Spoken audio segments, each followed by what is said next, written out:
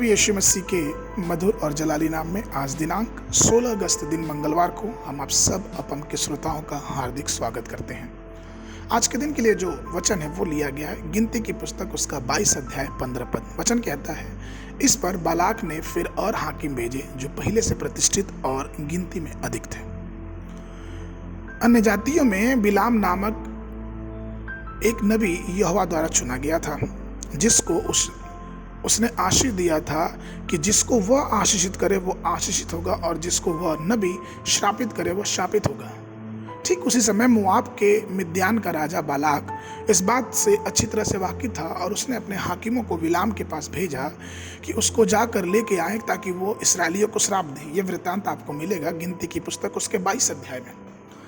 राजा Balak इसराइलियों की प्रजा से बहुत डर गया था क्योंकि वे संख्या में बहुत थे और मोआब इसराइलियों के कारण पृथ्वी को ढकने के उस भीड़ के कारण व्याकुल था। तब मोआब के राजा ने सोचा कि यदि बिलाम उन्हें श्राप दे तो वह इसराइलियों को आसानी से हरा सकता है। लेकिन वचन कहता है गिनती की पुस्तक उसके 22:9 से 12 पद को अगर आप पढ़ेंगे तब परमेश्वर ने बिलाम को मना किया था। वचन कहता है तब परमेश्वर ने बिलाम के पास आकर पूछा कि तेरे यहाँ पुरुष ये कौन है। परमेश्वर ने बिलाम से कहा, तो इनके संग मत जाना, उन लोगों को श्राप मत देना क्योंकि वे आशीष के भागी हो चुके हैं। फिर उसी में अगर हम 15 और 17 पद पढ़ेंगे तो वचन कहता, इस पर बालाक ने फिर और हाकिम भेजे जो पहले से प्रतिष्ठित और गिनती में अधिक थे। उन्होंने बिलाम के पास जाकर कहा कि सिपोर का पुत्र बालाक यूं कहता है कि मेरे पास आने के लिए किसी कारण ना कर, क्योंकि मैं निश्चित तेरी बड़ी प्रतिष्ठा करूंगा और जो कुछ मुझसे कहे वही मैं करूंगा, इसलिए आ और उन लोगों को मेरे निमित्त श्राप दे। जब बिलाम इस प्रकार के राजा की भेंटों को सुना तो वो उस बात में फंस गया। तब वो बार बार यहोवा से पूछने लगा और परमेश्वर ने क्रोध में आके उसे कह दिया कि तू जो करना चाहता है वो कर। जब भी शैतान परीक्षा लेने आएगा तो आप ये ना सोचे कि वो सिर्फ एक बार आके आपके पास से चला जाएगा, लेकिन वह बार बार संसारिक इच्छाओं और वासनाओं के मामलों में एक से एक बढ़कर परीक्षा लेगा। जब शैतान ने यीशु की परीक्षा ली तब उसे ऊंचे पहाड़ पर ले गया। उससे कहा कि अगर तू गिर के मुझे दंडवत करे तो ये सब कुछ मैं तुझे दे दूंगा। यूहन्ना की पुस्तक उसके 14:30 में लिखा है कि इस संसार का सरदार आ रहा है और मुझे उससे कुछ भी नहीं। यीशु मसीह की परीक्षा ली गई और यहाँ तक कि सिर्फ वही मरुभूमि में परीक्षा नहीं, जबकि यीशु क्रूस पर लटक गया तब भी शैतान ने लोगों के द्वारा यीशु का उपहास उठाया और उससे कहा कि तू परमेश्वर का पुत्र है तो क्रूस से नीचे आ जा। तूने दूसरे को बचाया, स्वयं को बचा ले।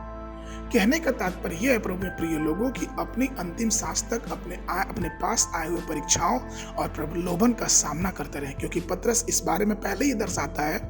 पहला पतरस की पत्री उसका 5 अध्याय 8 पद में कि सचेत हो, जागते रहो, क्योंकि तुम्हारा विरोधी शैतान गरजने वाले सिंह के नाई इस खोज में लगा रहता है कि मैं किसको फाड़ खाऊं। स्वर्ग हमारे इन सब चीजों को देखता है कि हम किस प्रकार से परमेश्वर की सामर्थ्य से अपनी परीक्षाओं को और अपने प्रलोभन को, अपने लुभावते पाप का सामना करते हैं और कैसे जीतते हैं। प्रलोभन में पड़ना कोई बड़ी बात नहीं है, लेकिन उसमें हार जाना ये सबसे बड़ी बात है। इसलिए आइए हम यीशु के नाम पर और यीशु के नाम से हर उस परीक्षाओं को, हर एक उस प्रलोभन को जो शैतान हमारे जीवन में लाता है, सामना करें और विजयी बनते जाएं। आज के मनन के लिए जो पद है वो लिया गया यूहन्ना याकूब की पुस्तक उसका 1 अध्याय 12 पद। धन्य वो मनुष्य जो परीक्षा में स्थिर रहता, क्योंकि वो खरा निकलकर जीवन का मुकुट पाएगा, जिसकी प्रतिज्ञा प्रभु यीशु ने अपने प्रेम करने वालों को दी है।